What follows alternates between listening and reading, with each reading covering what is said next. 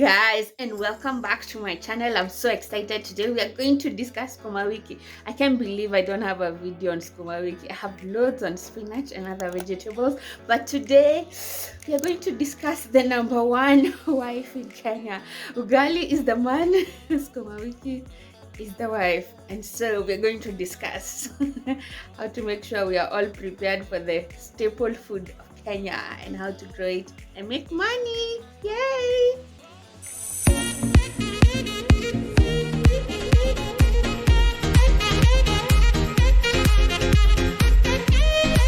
So welcome back to my channel. Please make sure you follow us on our socials so that you get updates on what we're doing currently. You can also comment if you have any on this video.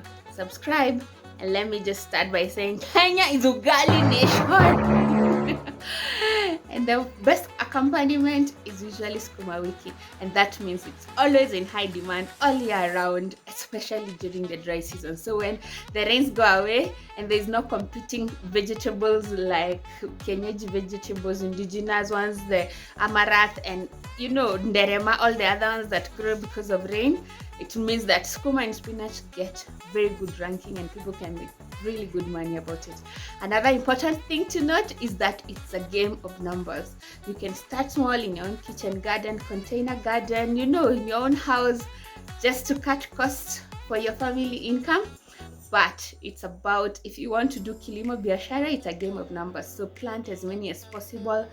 When you sell one gunia, you've got money in the bank. And the good thing is they're stress-free. They just need a little bit of management. Of course, professionalism is needed in any form of farming, but it is kind of stress-free. It's very affordable seeds. If you compare, one pack is about 200 shillings and the other pack, let's say, of tomatoes is like 10,000. Onion is 30,000. So you can see comparably very affordable entry method into the society. I think every farm should have Sukuma, even just to make sure that your workers have lunch for free. Yes.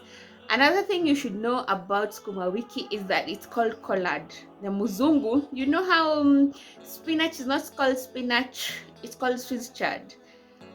Sukuma wiki is called collard. It's not called skills or whatever you'll call kills. Ile tunaita Sukuma kit. That one is the one that is called kills. Yes, so know that, but at least nowadays when they're packing for local companies, they're adding that bit. Collard, yes, collard variety, and there is the added here that is Sukuma wiki, so that people can know. My two favorite variety is collard and giant collard and 1,000-headed kale. That one I like, and the other one for Amiran. So those three are my favorite. Then it's very important to know where to pick. So when you're tuning your mboga, don't tuna very close to the main stem. Otherwise you'll get sick and get infected, and then they'll start rotting. So give it like an inch or two away, and that's where you cut when you're harvesting. Sawa? All right. Another thing to know about Sukuma wiki is that when you've given them enough manure, that's all they need.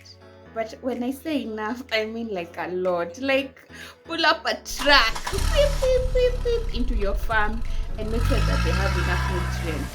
That way you don't need to go back to your pocket to look for money to buy chemical fertilizers. And I found something about leafy vegetables. They don't like a lot of pesticides. They don't like a lot of chemical manure. They won't do as well. So go natural when you're dealing with this. Pest management, very important. When you're transplanting, it takes Sukuma wiki. Once you buy your packet from the Agrovet, you come home, you put them in a seed bed, then you cover for a week. When you put them in the seed bed, you're supposed to last in the seed bed for 4 to 6 weeks. You'll know by height. If they're as long as your hand, they're ready for transplanting. Don't transplant young seedlings, they'll die. But most importantly, make sure that you're spraying for cutworms. Cutworms attack your seedlings once you've transplanted.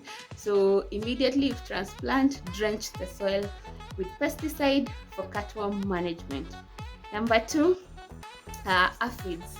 They like just coming around your at the core of your skuma wiki and just sucking it dry, and eventually it will stop being productive. Skuma wikis can produce for up to 2 years, some even 3 years. Me, I just let mine go on, and before I get my new tutor coming in, I just let them continue and then I can be able to transplant once the ones in the seed beds are ready, so they can stay for a very long time. Some grow to a very long height, which means you can continue harvesting them for very long, which means money in the bank. Another thing about skuma wiki, they are stress-free. They don't need a lot of maintenance. You know, nyanya, you have to prune, you have to funga, you have to spray weekly. Skuma wikis, if you spray twice a month or once a month, you're still good. You're still getting your ultimate production. And of course, water. The people who irrigate are the people who are going to own us. A society that expects 60-year-olds and 70-year-olds to give them food is just not a good plan. That's not a good strategy. Young people, let's farm more and more. Let's unburden our mothers and our grandmothers for the responsibility of food security. Like, come on. Yes.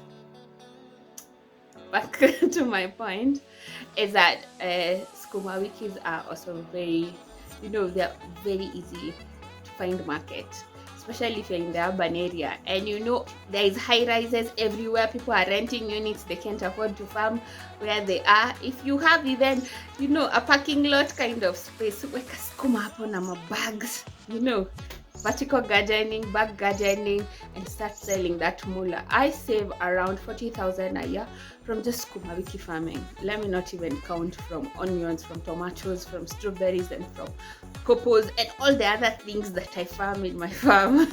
Kwanza eggs, yani, because there is also that thing of you're bringing income to yourself, but also are you saving your family finances? That's something to think about. So bye, peace out. Make sure to subscribe.